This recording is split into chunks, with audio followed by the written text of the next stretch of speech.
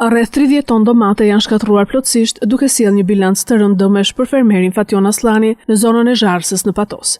Ngrisat e ditëve të para të vitit 2026 kanë goditur rënd serat e tij, duke shkatëruar të gjithë prodhimin. Pas 16 vitesh i angazhuar në kultivimin e perimeve në sera, Aslani tregon se asnjëherë më parë nuk ka përjetuar një dëm të tillë si pasojë e temperaturave nën zero. Unë kur erdha këtu brenda s'kisha parë asnjëherë aq ngrisë të fortë. Po asnjë bim nuk ishte e saktë. Tere kishin mbaruar.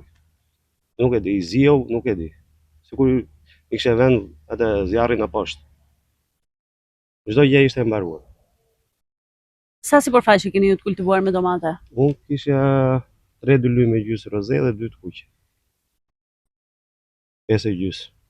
Secili. Të gjitha u dëmtuan? Po, të gjitha. Sa vite keni ju qeni kultivuesi perimeve këtu në zonë? Rreth 16 vjet. Në këto vite? 11. Në këto vite keni parë ndonjëherë ndonjë dëmtim të Jo. tillë kaq të madh? Jo. Vetëm një herë para 6 vjetësh për mbytje të sera tjetër. Edhe kjo jo për faj të kohës, por për faj në të tregut brendshëm i ka gryer, edhe s'ka marrë dëshmëblimin. Kam bërë denoncime dhe asgjë nuk ka. Pas këtij realiteti të hidhur, fermeri është detyruar të shkulë dhe hedh të gjitha bimët, duke parë të shkojë dom, puna dhe investimi një viti të tërë që ka vlerën mbi 2 milion lekë të reja. E keni shkulur gjithë prodhimin? Po. Dhe pastrova dalë kështu.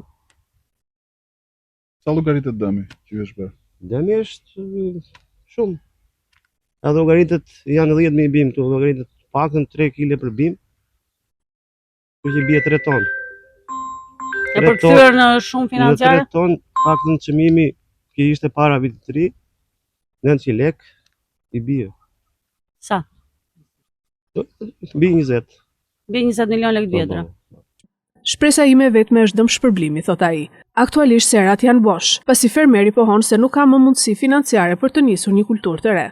Ngrisat e fillim vitit kanë dëmtuar 10 fermerë në zonën e Zharsës, por rasti Fation Aslanit konsiderohet më i rëndi, pasi domatja ishte në kulmin e prodhimit dhe në periudhën me çmimin më të mirë në treg, duke shumë fishuar humbjen ekonomike.